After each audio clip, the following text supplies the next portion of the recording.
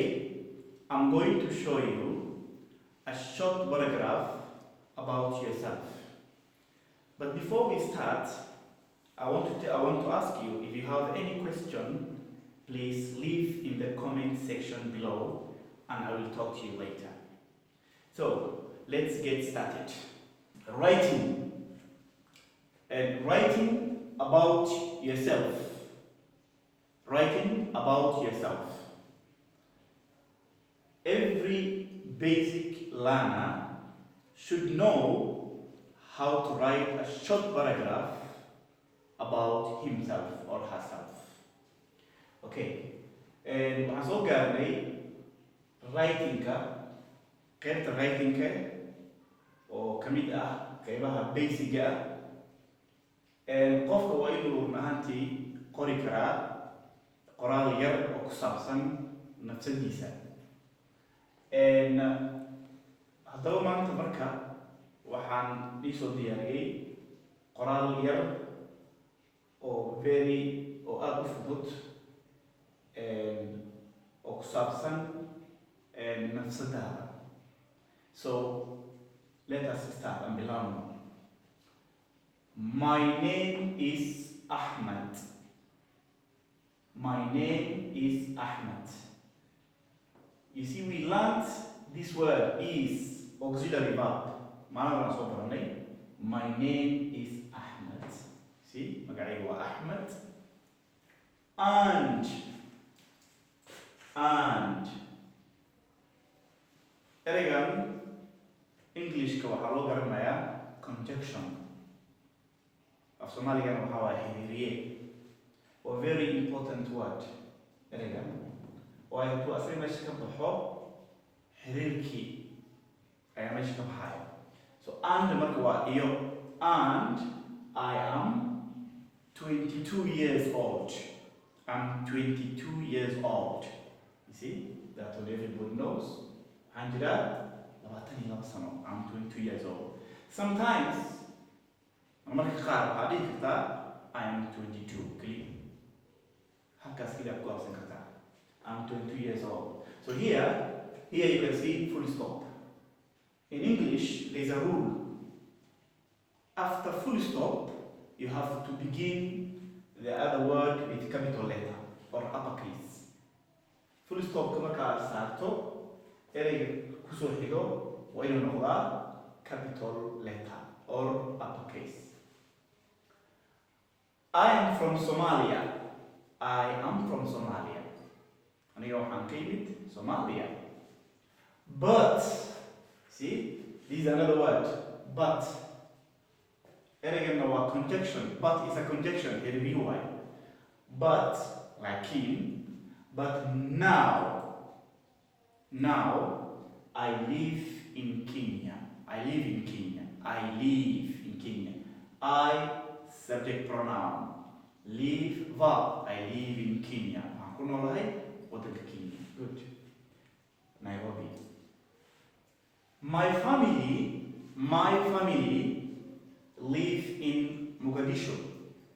My family live in Mogadishu. See? My family Kenya, live in Mogadishu. I can live in Mogadishu. It is very beautiful. Now we want to describe a little bit about Mogadishu. It is very beautiful. Mogadishu is very beautiful. I work in Nairobi. I work in Nairobi and I study there. So here we have two verbs. I work in Nairobi, and I study there.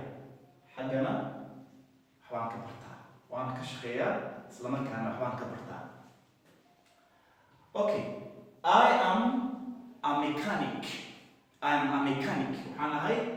Mechanic. In English, a mechanic is a person whose job is to repair cars. Mechanic waa qofka baabuurta hagaajiyo. I'm a mechanic. I like cars. Yeah. This person is mechanic and he likes cars. I like cars. My job is difficult. My job shaqadayda. My job, shaqadayda, is difficult. Way adag tahay, is difficult. So this is an adjective. Inshallah, we are going to learn a lot about adjective later. My job is difficult, but I like it. Laakiin waan jeclahay. Inkastoo shaqadayda ay maaragtay ay dhib badan tahay, laakiin waan jeclahay. There isn't much time to rest. See, this man, Ahmed, is a mechanic.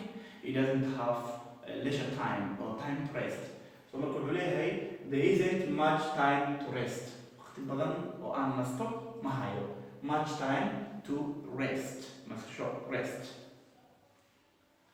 Mu'tasim waa magac. Mu'tasim and Amina. You see? Mu'tasim and Amina, labadan qof, are my friends. Waa saaxiibadey. Are my friends. We learn English at Arizona College. We learn English. Learn and study are same. You can say, I learn English. English or you can say, I study English. Labaduba waa isku mid, they're same. We learn English at Arizona College. College Arizona. It's my first English course. My first English course. Of course, and it's easy. It's what? Easy.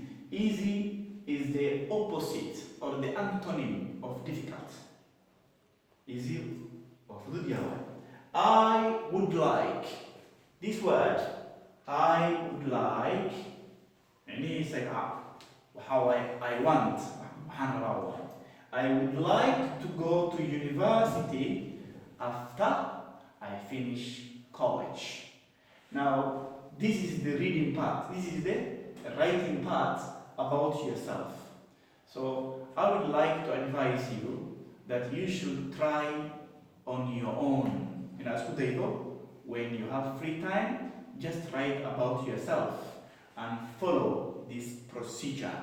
And that is about writing for today. So I want to read one more time, just reading only. I'm not going to explain. My name is Ahmed, and I am 22 years old. I'm from Somalia, but now I live in Kenya, Nairobi. My family live in Mogadishu. It is very beautiful. I work in Nairobi and I study there. I am a mechanic.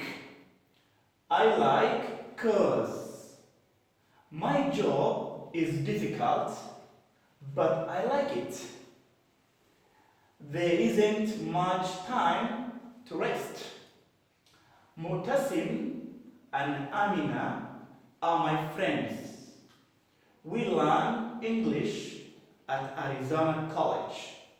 It's my first English course and it's easy.